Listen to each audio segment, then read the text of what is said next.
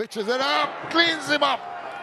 Brilliant, exceptional bowling here. Sahibzada Farhan ও মোহাম্মদ নওয়াজের batting তাণ্ডবে চ্যালেঞ্জিং স্কোর গড়েছে পাকিস্তান ক্রিকেট দল। 20 ওভারে 6 উইকেট হারিয়ে 201 রান করে স্বাগতিকরা। সিরিজের প্রথম ম্যাচেও 201 রান করেছিল পাকিস্তান।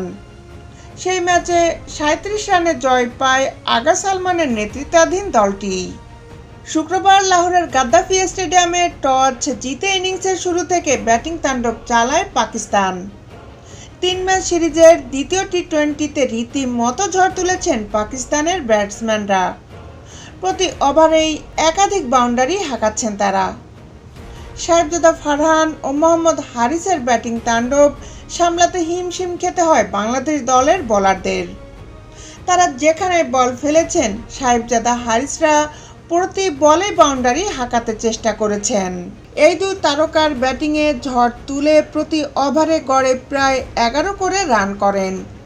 দ্বিতীয় উইকেটে তারা মাত্র 54 বল মোকাবেলা করে 103 রানের জুটি গড়েন।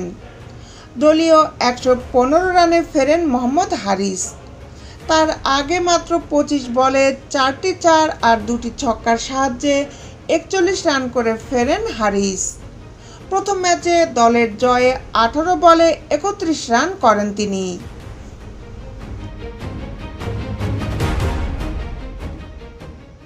দেশ বিদেশের খেলার আপডেট নিউজ পেতে আমাদের সাথেই থাকুন। Justice sports, Dhaka.